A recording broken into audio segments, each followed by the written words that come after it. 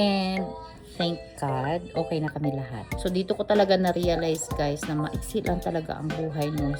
Syempre nakakatakot. Ayoko naman na mabiyuda ng aga no. Oh, meron na sila dito pala. Pero hindi siya.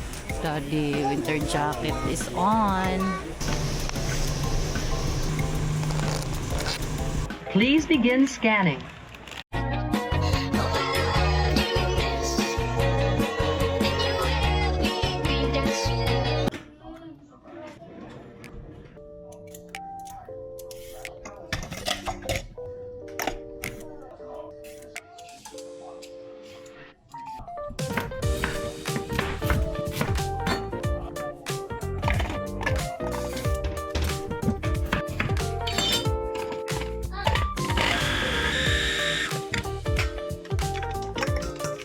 Bobby.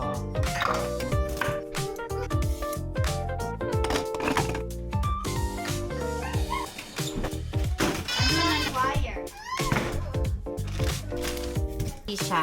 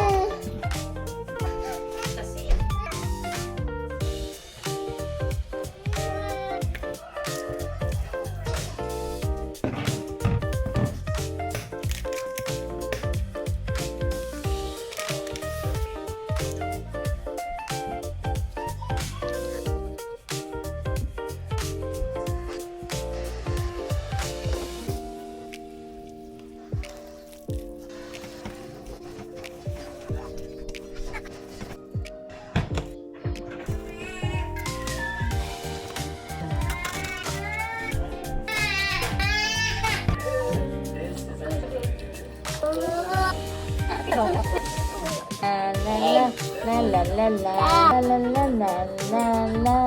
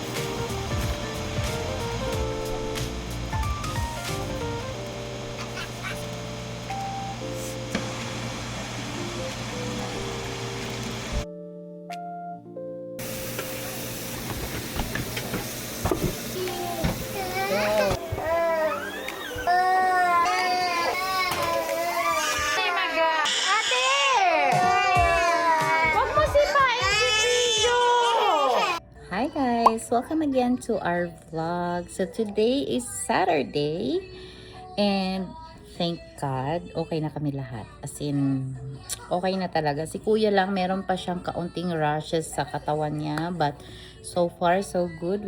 We're feeling better na talaga. And lalo na si daddy. Si daddy ay, meron lang siyang kaunting masakit sa kamay niya. Kasi nga, sa rheumatic fever. So, meron lang siyang kaunti na lang. So, umalis si daddy kasi pinatint niya yung car namin, yung sasakyan na Camry kasi nga hindi siya tinted and sobrang init namin talaga kapag summer and naaawa na kami sa mga bata kasi naiinitan sila sa likod. So, pumunta siya ngayon sa bahay nung magtitint kasi through marketplace lang namin siya inano. So, feeling better na si daddy, nakakapag-drive na siya, nakakapaglakad na siya ng ayos. And I'm so happy and I'm so thankful. So dito ko talaga na-realize guys na maiksi lang talaga ang buhay no. Sa isang iglap lang pwede kang magkasakit na hindi mo inaasahan, na hindi mo in-expect. So yun ang realization namin mag-asawa. Kaya sabi ko, kailangan na namin magiging healthy lagi. Sabi ko kay Daddy, magiging healthy tayo kasi maliliit pa yung mga anak namin. And sino ba ang hindi matakot guys na ang rheumatic fever is rare lang daw siya, sabi nung doktor na nag-ano kay Kevin. Kaya kinabahan talaga ako malala kasi syempre nakakatakot. Ayoko naman na mabiyuda ng aga, no. Kasi biruin mo kaming dalawa mag-asawa, na isip na namin na anong dapat mangyayari, ganito, ganyan. Kasi it's about the heart. Kasi ang rheumatic fever, kapag bumaba ka talaga siya sa heart, ay delikado talaga. Delikado ang rheumatic fever, guys. Kung sa totoo lang. So, yun ang pasalubong sa amin pagdating namin dito sa Canada. And ang sabi ng doktor ay baka ay dito namin yun nakuha or sa airplane. Kasi kung sa Pilipinas daw yon, dapat kung kay Elisha galing yun. Kasi di ba nagkasakit si Elisha sa Pilipinas. Nagkatigdas siya doon. Tigdas talaga yung kanya. And kung sa Pilipinas daw namin yung nakuha, sabi ng doktor, dapat daw sa Pilipinas pa lang, meron na kaming symptoms. Wala kaming symptoms eh. Biruin mo, pagdating namin dito, nag-grocery pa kami. Monday kami dumating. Thursday pa si Daddy nagkasakit. So, sabi ng doktor, dito namin sa Canada yun nakuha, hindi sa Pilipinas. Kaya, ingat-ingat tayo guys kasi parang ang daming mga sakit na ngayon dito sa Canada. I don't know. I'm not sure kasi kakarating lang namin and yun lang ang pasalubong sa amin pagdating dito. But, dito ko sinabi ni Daddy na mag-iingat kami every time na lalabas kami kasi syempre summer guys, we need to spend our time more sa outside talaga and kailangan makalanghap tayo ng fresh na hangin and more on environment tayo kasi sa winter ay malapit na winter, 2 months na lang, 3 months malamig na naman tayo. So, mag-iingat kami. Hindi kami pupunta talaga sa mga crowded places.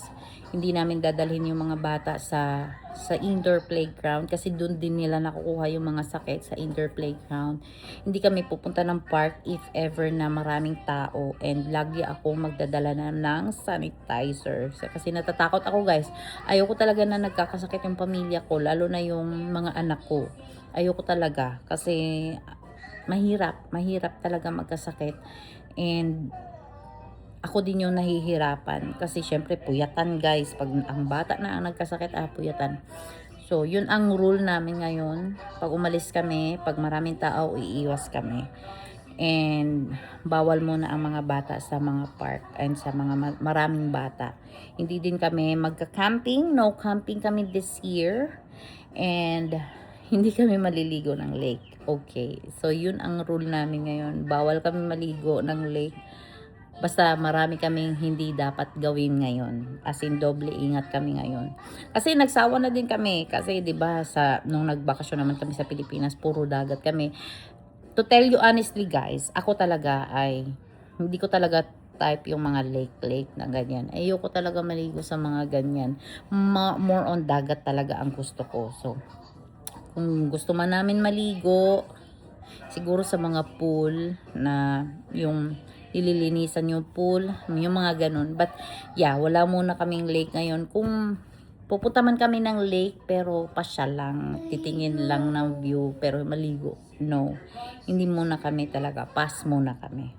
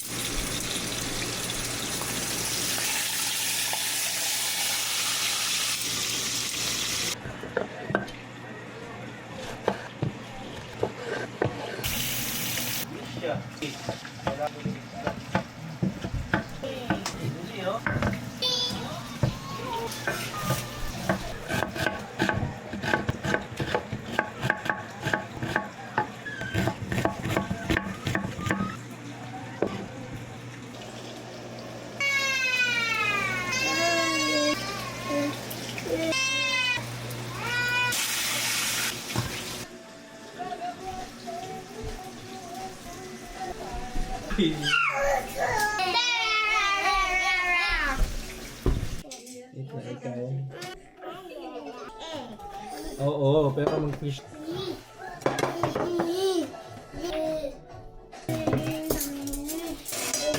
High-tech? Is it high-tech? For air. Oh, wait lang. Oo. Ito. Hindi siya yung instant na gali.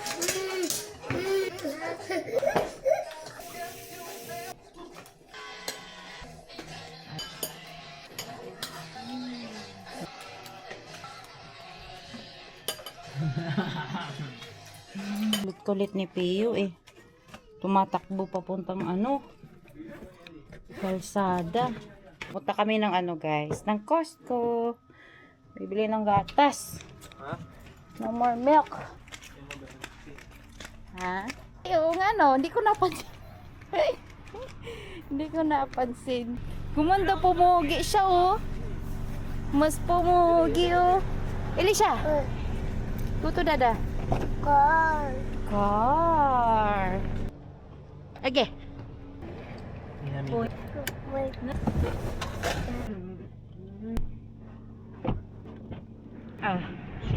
Sige. Shoot. 1, 2. Saon? Oo. Diyan no? Okay. Basta, Now I basta know. dalawa lang, 1, 2. Para, kasi pag sumobra ka doon, siya, Mamamatay. masira yung starter. Tignan mo, ang dilim nila, oh. Oo nga eh. Hindi na mainit. Tsaka ito, kahit paano, Tinakpan nito ba no? para hindi mag-roll down yung dito. Saan ba tayo? Costco. Dito sa Regent lang. Let's go.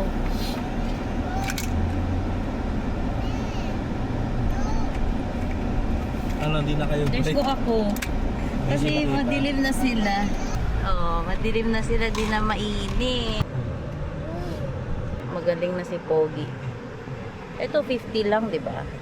50%. Ito yung sinasabi mong bubble. Oo, Hindi pa matatanggal siya na rin. masyado. So dito sa harapan guys, walang tint kasi bawal dito sa Canada.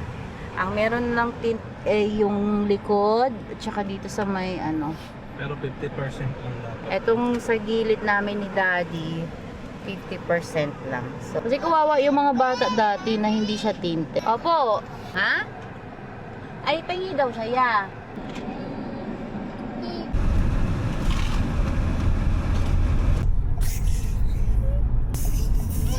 Yung One punch. kasi hindi sila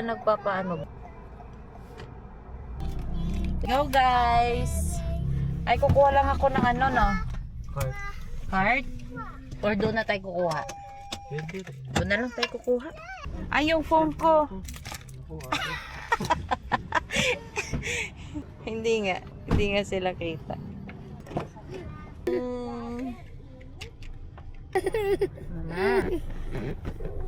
Mama. Hindi pa pwede magkarga si Dada. Walk lang, hold lang. May car, may... Walk. Ba't ako hindi pwede magkarga? Hindi nga kasi mayayay pa si Dada, di ba? Hello. Car. Car. So many people. So many people.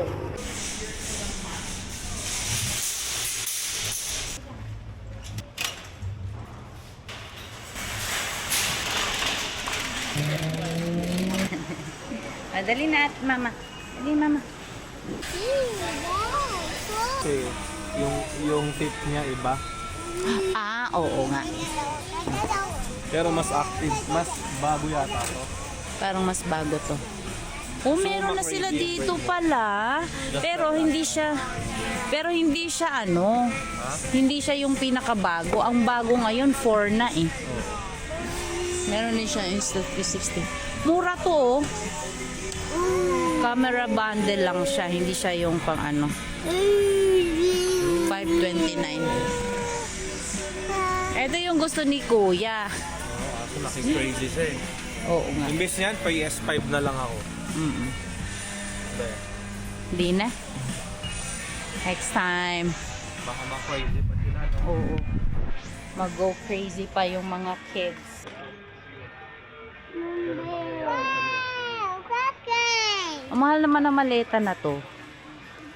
$259. Kasing nipis lang nung atin. Na electric pan yun naka.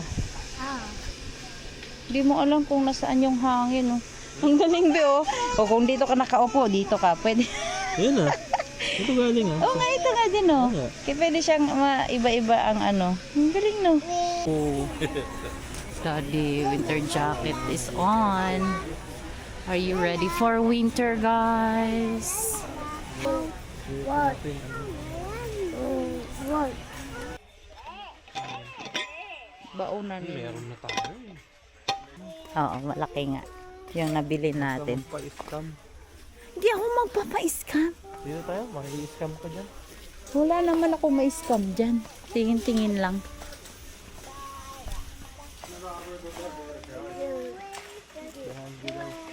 Ethan. Ikot-ikot pa kayo, ikot-ikot din ako. Sige, mauna ka na. Susunod lang kami. Pwede. Oo, pang interior. Pang interior natin. Nakasale naman siya eh. Oh. Oo, sa akin, sa loob. Kumuha ka.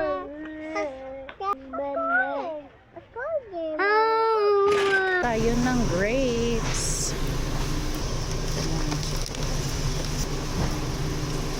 Oh, cherry.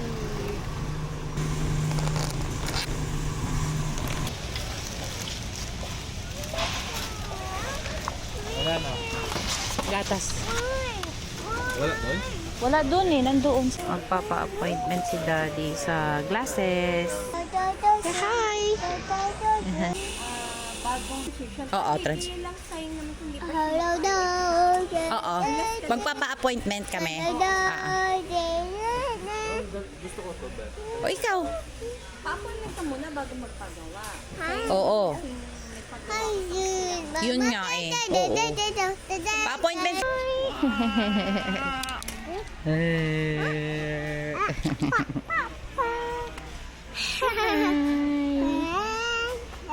Please, please begin scanning. 20, 15, 99. To prevent damage, please do not place your item in Baba, the baba. 5, 9. Please remember to take your receipt. Please remove all scanned items. Don't hurt your ano.